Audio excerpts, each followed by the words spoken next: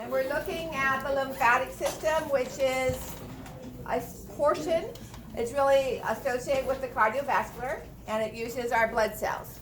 So it's really a subset. This unit is a subset of the previous. And last spring, I actually taught it as part of the cardiovascular system. But I hadn't done that in a long time. It just makes it too big to do that with the blood cells and everything and all the blood vessels.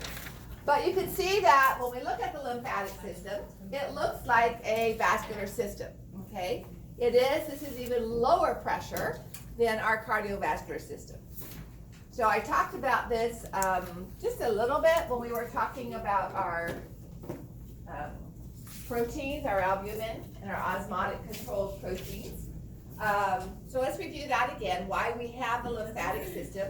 We have it, first of all, as a vascular system to return fluid which has been pushed across the capillary walls.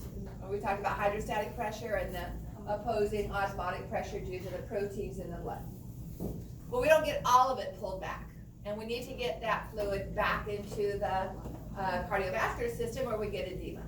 If we just keep adding. So someone who's had a radical mastectomy, which includes the lymph nodes in the axillary area, they tend to have a lot of edema in the affected upper limb. They have to sleep for nights with their arm pinned to a sleeve above their head to help with the drainage because of the removal of the blood vessel, the lymph nodes and the lymphatics, and it takes a while to replace those.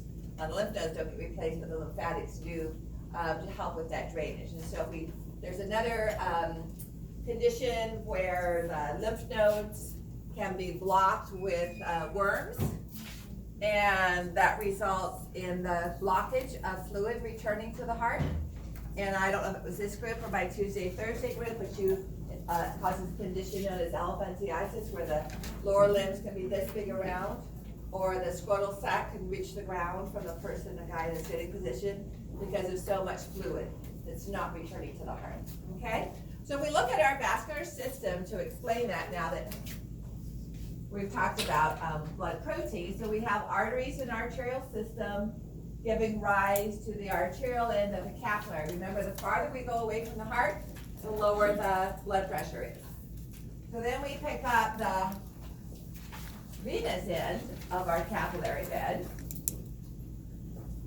If I can get a darker blue.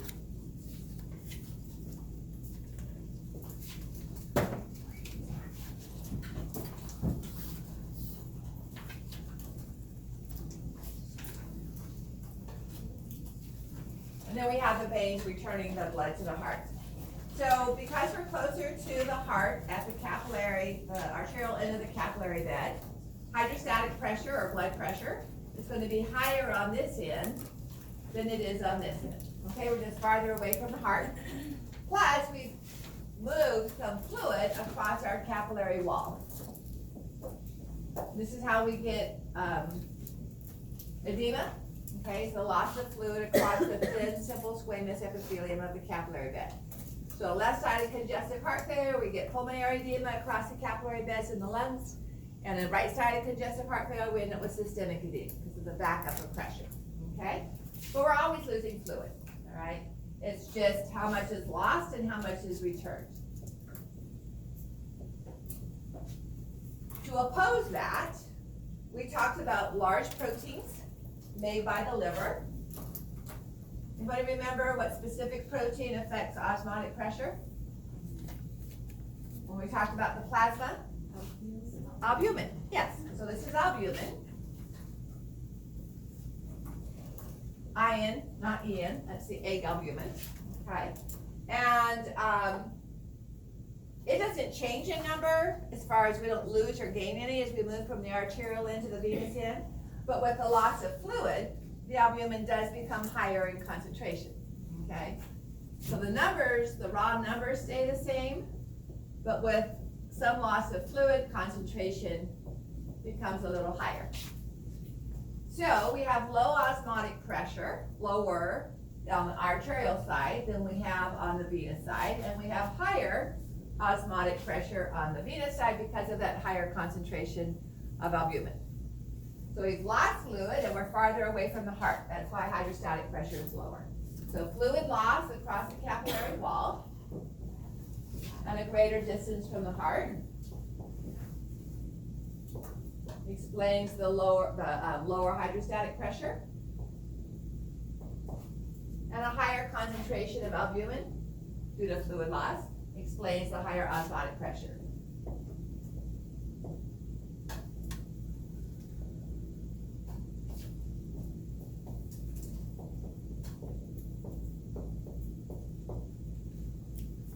So, but moving into the venous end of the capillary bed, we gain fluid back, more than we lose, but not as much as was lost, all right?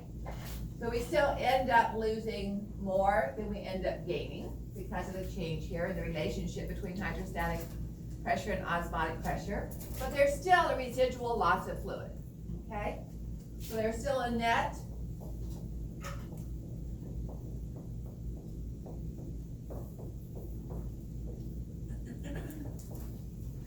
and without dealing with this, this would become edema, okay? So the lymphatic vascular system exists to pick up this excess fluid, and by sending it through the lymphatic vessels, return it to the heart. Herein comes the need for part of the reason why we have our lymphatic organs, because fluid is coming from connective tissue. Surrounding our capillaries, we have primarily loose irregular connective tissue, and there's nothing that will prevent this same tissue from ending up with pathogens. So in this surrounding connective tissue, we can have microbes and viruses, and if there is a cancer growing, metastatic cancer cells. Okay. So in this surrounding connective tissue fluid, we can have bacteria, viruses, certainly white blood cells, and the occasional tumor cell, depending on if that has developed. Notice we don't have any red blood cells. Okay? So as we pick up this fluid in our lymphatic capillary, it can have any of those components in it, and we don't want to just dump that directly back into the blood. So one of the reasons we have lymphatic organs is to filter this fluid out, okay?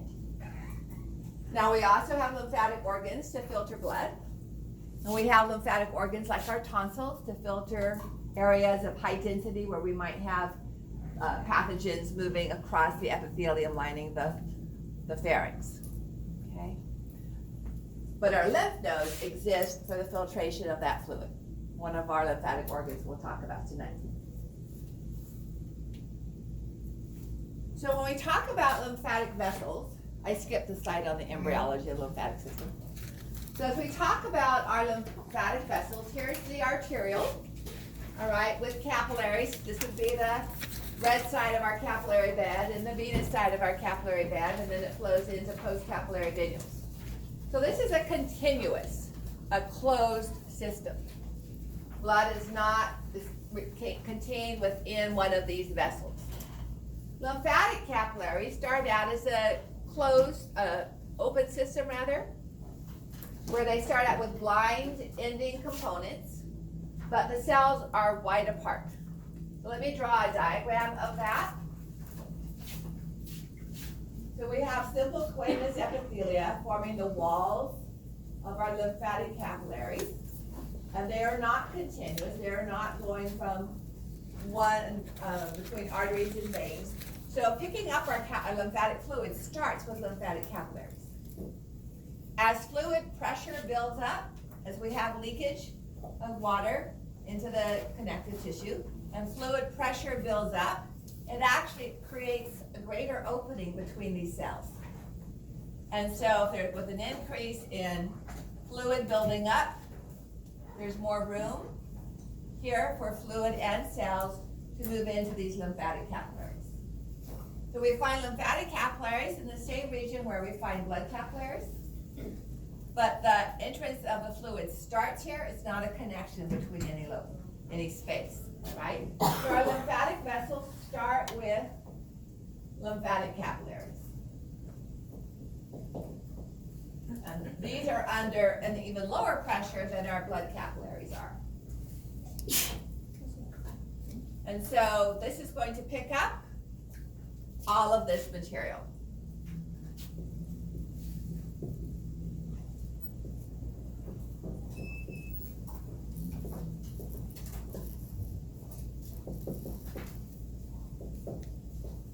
Along with fluid and any proteins that happen to be distributed in the tissues. Okay?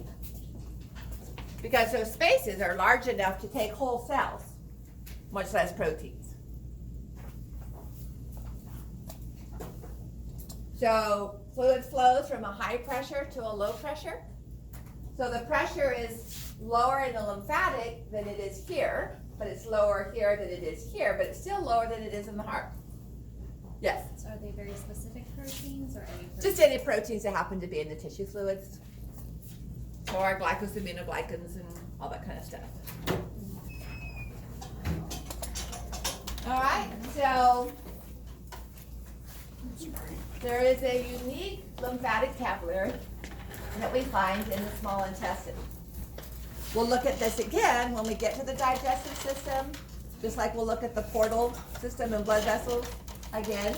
And let me show you an image from our tissue model. So this is a model we have in the back there on the right from the small intestine. And we haven't talked about the structure of the small intestine other than talk about its blood supply, superior mesenteric artery and vein. This would be the smooth muscle down here.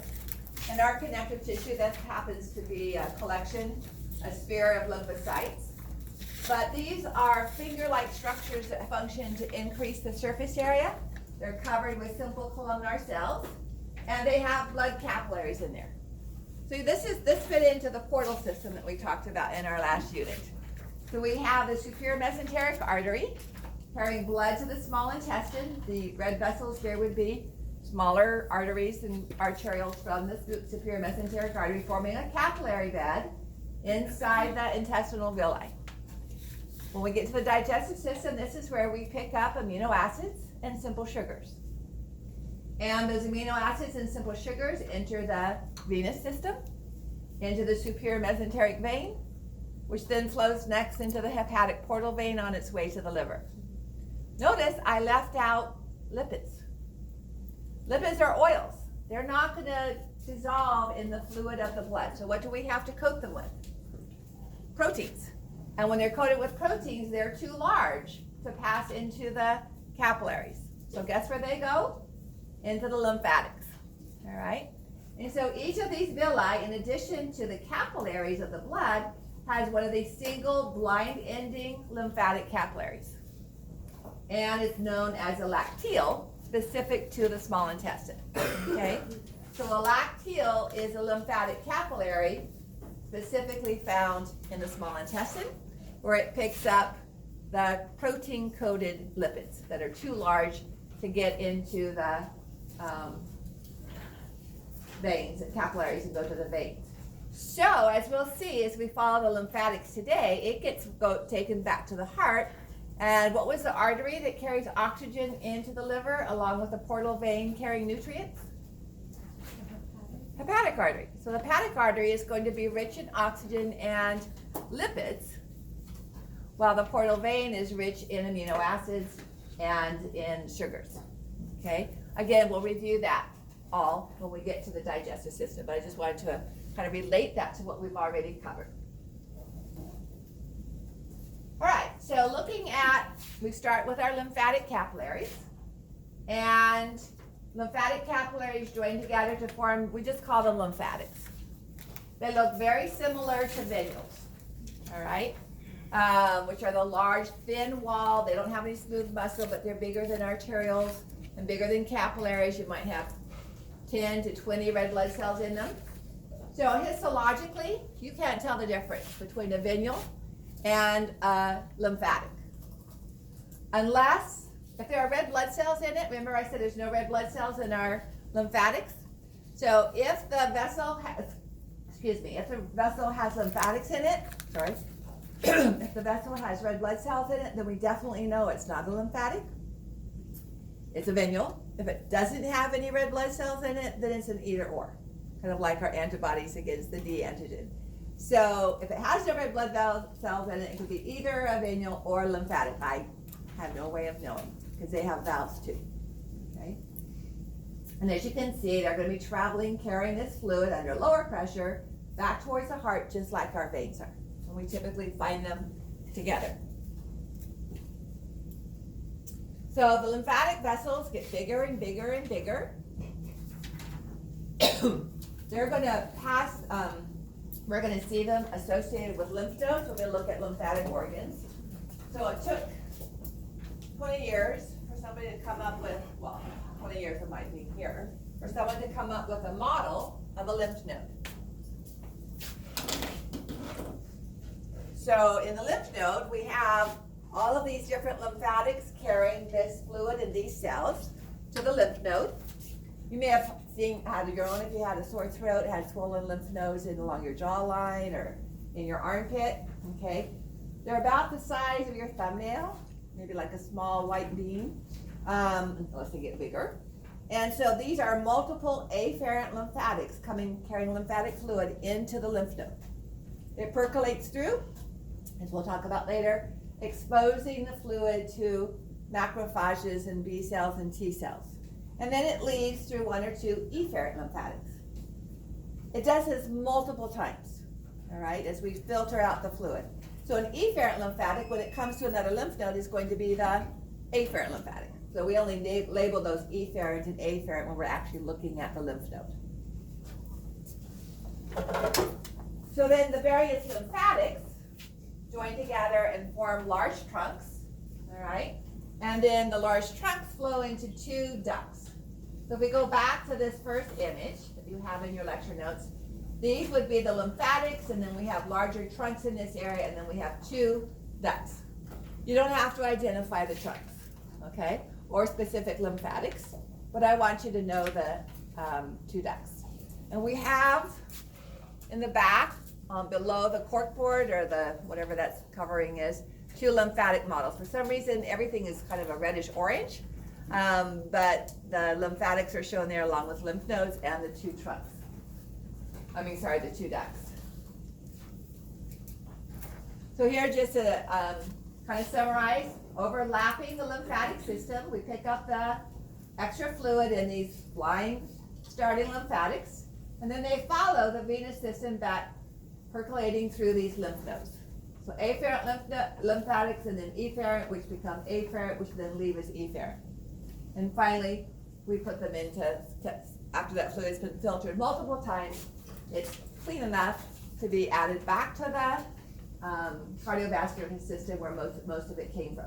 So its flow back to the heart is very similar to our venous blood flow, all right? It's asynchronous though, as far as, or imbalanced as far as the two, and I have no idea what the embryology of this is.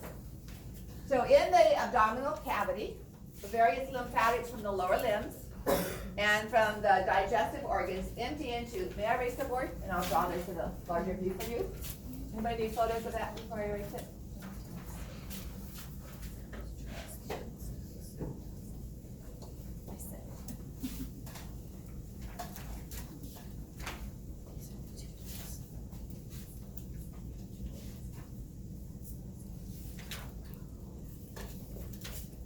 So just below the diaphragm, we have the lymphatics of the digestive system that have the lower limbs joined to it, drain into a large vase-looking or collecting pot-looking kind of structure. And this is known as the cisterna chyli. Chyli means sac. So this is the cisterna chyli.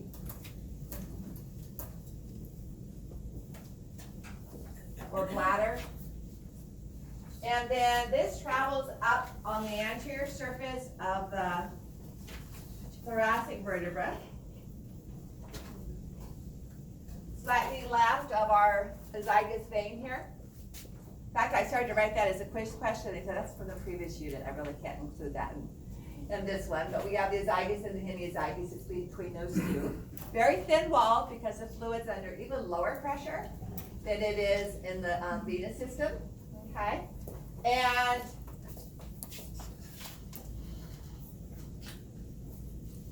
so we have the superior vena cava being formed by the brachiocephalic vessels. Here's the internal jugular. And on the right side, the thoracic duct, which is what this structure is called.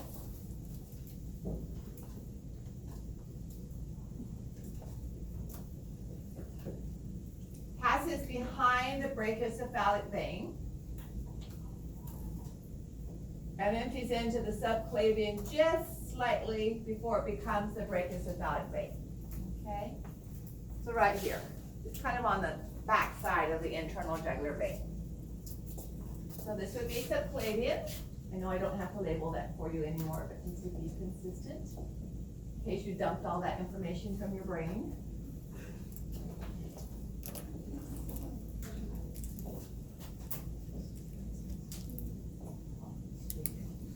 So the thoracic duct is going to receive lymphatic fluid from all of the lower limbs. Let me write that in reverse order. Put that on the bottom.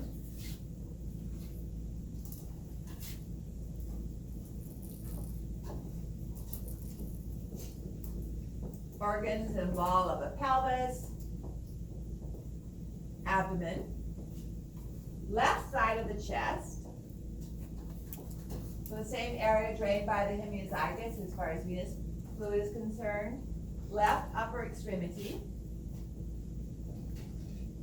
And left side of the head and neck. Okay, all of that lymphatic fluid is going to drain into the thoracic duct. Hence this large area of green that you see here. Meanwhile, the right side of the chest, right upper extremity and right side of the head empties into the same region, just to the lateral aspect into the subclavian, but it's only about 1 inch to 1.5 inches long, and it's called the right lymphatic duct.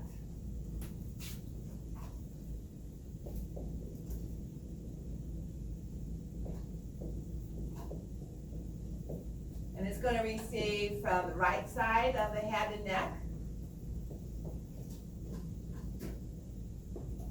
right upper extremity,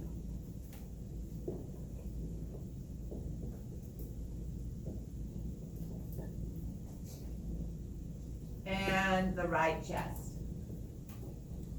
but nothing below the diaphragm.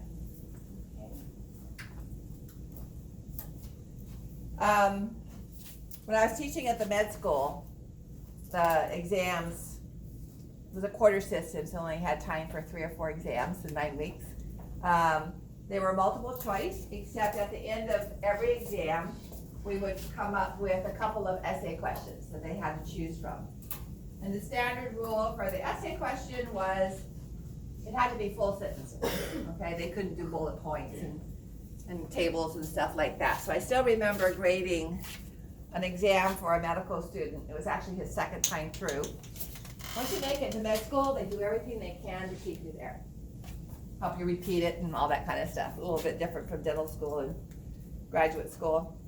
And so it was the second time through.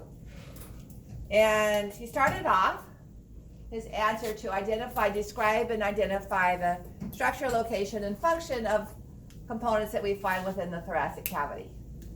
And so he said, there are 5 birds in the thoracic cavity, which was used as a teaching component, but obviously we don't have any birds in our thoracic cavity. Can you tell me what those 5 birds are? A zygoos, hemiazygos, accessory azygos, thoracic duct, and right lymphatic duct. He didn't pass that question. Because those weren't even complete sentences. After saying there are 5 birds, he then wrote a table. Like, no birds in the thoracic cavity of humans. Unless you're doing one of those wrapped Thanksgiving things where you put a duck and a chicken inside a duck inside a turkey kind of thing. All right, so your first question. This is quiz number, I was going to look it up.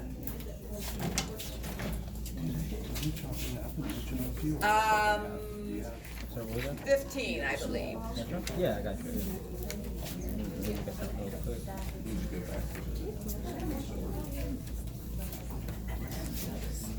So, identify the white blood cell. There are 2 of them seen here. And this is similar to a question we had last week. So, which of these statements matches it? And it's another mark all that applies.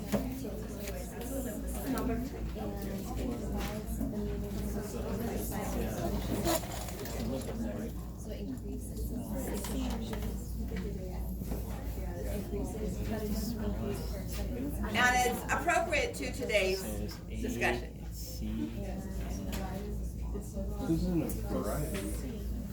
So there's just it's not the small white blood cell, and it's not Fagos, so that's not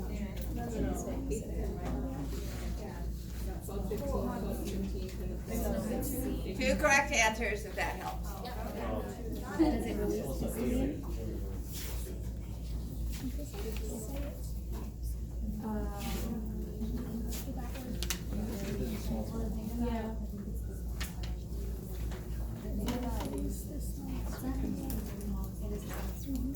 Okay, so it's ANC. Do you see how under basophil is the only one that's so it won't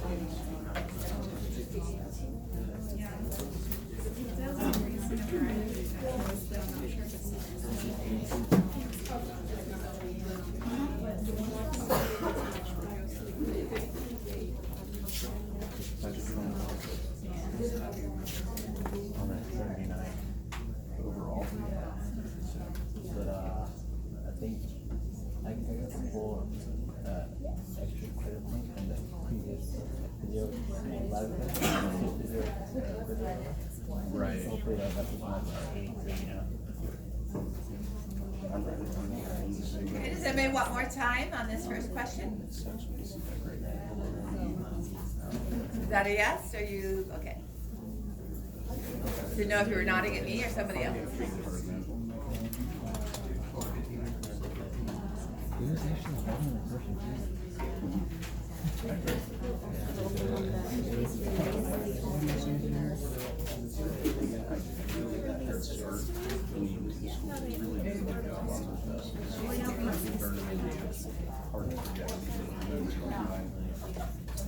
Cardio was really rough on this guy. Oh yeah.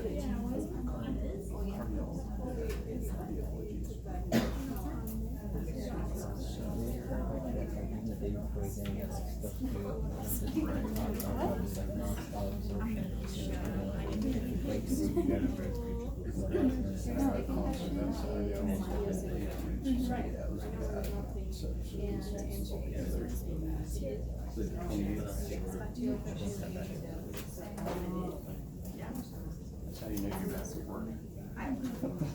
That's how patient charts all day that have the date on it. You don't know what the date is. Okay, Yeah. moving on.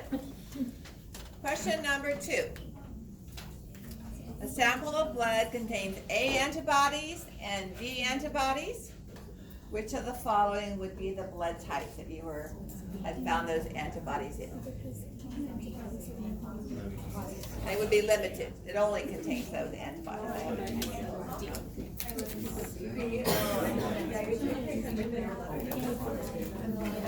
This is not normally the way we type blood if we're doing a blood typing, all right? But if we were looking at antibody titers, and we found only A antibodies and only B antibodies, what would the blood type of the individual be?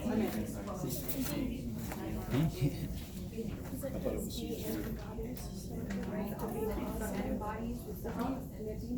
These are not antibodies that we've added to the solution. These are not extrinsic antibodies like we used in lab last week. These are antibodies that this person Just T made. negative. Okay?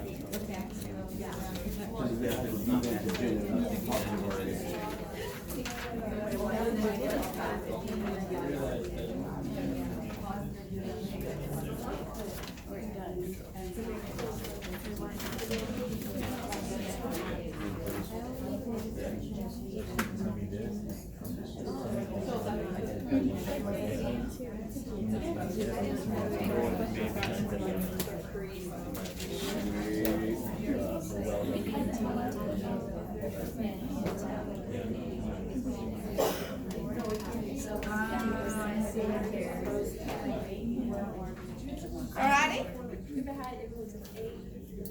So as we move on to look at lymphatic tissue and lymphatic organ, these are the cells that we find most often present in our lymphatic tissue. Alright? T lymphocytes, and we haven't really differentiated between T cells and B cells yet. Just talked about lymphocytes. So we have T lymphocytes and B lymphocytes, macrophages. What white blood cell type do macrophages develop from? Monocytes. Okay? And reticular cells. Anybody remember what reticular cells are? They're a special type of, no, not those reticular cells. Those are reticulocytes. Reticular cells are a special type of fibroblast that makes a special type of collagen fiber known as reticular fibers. So in connective tissue, we have collagen fibers and reticular fibers and elastic fibers. Fibroblasts make all of those when we're talking about fibrous connective tissue, not cartilage or bone, all right? And reticular cells are specifically found in our lymphatic tissue. And the collagen fibers, after they are synthesized and polymerized outside the fibroblasts actually wrap themselves around the fibers. And we can only see them if they're stained with a silver stain, and they show up kind of a silver, blue, or black. So that's our supportive tissue, primarily for our lymph nodes in the spleen. All right, so we have two types of lymphocytes. When they're in the blood, just as a lymphocyte, we can't tell the difference, okay? Unless we actually look at antibodies to certain proteins present on their surface. So T lymphocytes always look like a round cell with that clear blue border. And B lymphocytes will look like that too until they start making antibodies. Anybody remember what we call B lymphocytes that make antibodies? They look like a boiled egg with the nucleus off on one end. Plasma cells. So a B lymphocyte that's making antibodies is our plasma cell. Okay? So we have these two populations, and we'll talk about their function on Thursday, because we have cytotoxic and cell-mediated immunity, and then we have the antibody immunity with the lymphocytes. And we'll be talking about that function on Thursday. So here are B lymphocytes, and this is a plasma cell. If you remember that from Bio 430. So plasma cells have been exposed to an antigen, they have phagocytosed it and started making antibodies. And so this clear area is where the Golgi is found, is processing the antibodies. And the rest of this purplish area are the ribosomal endoplasmic reticuli that are going to be containing the antibodies before they're processed by the Golgi and releasing them. A macrophage. So again, Thursday is when we talk about the process. Ever heard of the phrase antigen presenting cell? So the immune system is a specific recognition system, all right? We'll talk about non-specific and specific immunity the first thing on Wednesday, and then we'll focus on specific. So we have cells like the macrophages and the dendritic cells of the skin that just phagocytose anyway, like neutrophils do, all right? But macrophages and dendritic cells and lymphocytes also will take their phagocytosed material that's been broken down by lysosomal enzymes and put it out on the surface as a kind of a, okay, anybody recognize this? And if the T cells or the B cells do, then that activates the immune response to that specific antigen, okay? So that's the role of the macrophage in this system. It's not its standalone clearing system for any microbes, but as an antigen presenter. So this is one of the pathways or processes by which we turn on or activate T cells and B cells. And that process, again, will be talked about on Wednesday. So here's the reticular cell. These are plasma cells and lymphocytes. All right, the reticular cell is a specialized fibroblast that forms the collagen that forms a network of support, kind of like a spongy fibrous structure that holds all the white blood cells in place.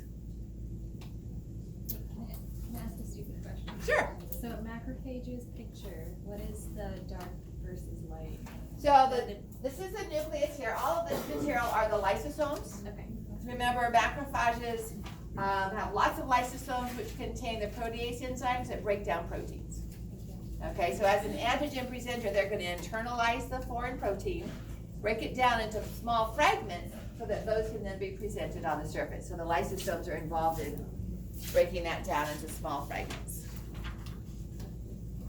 All right, so we're going to look at a continuum of lymphatic tissue to organ. So we're going to first talk about the tissue. It doesn't have a capsule around it, all right? It's just a high concentration of lymphocytes and macrophages. And then we'll move to a more progressive organization and partial capsule to full capsule as we talk about that for the rest of the evening. So without a capsule, we have diffuse lymphatic tissue, where it's just scattered. That's what diffuse means. And then the next step is where it becomes highly concentrated into spheres or balls, but still does not have a capsule around it. All right, so that's the first type that we're going to talk about. You may hear the term MALT, more so associated with respiratory and digestive system. So just below the epithelia in the respiratory, the digestive system, the specialized lymphatic tissue is known as MALT. So once we talk about lymphatic tissue, lymphatic follicles, we'll look at these more organized components. So here's diffuse. So for lecture exam questions, all right, obviously lab is identifying it, but lecture type questions is recognizing, if I give you characteristics, which of these tissues or organs am I talking about, okay? Or if I mention a tissue and organ, which characteristics would be appropriate and which would not be appropriate for that particular component. So here we're looking at the small intestine again. This is a histology view of that model that I showed you earlier.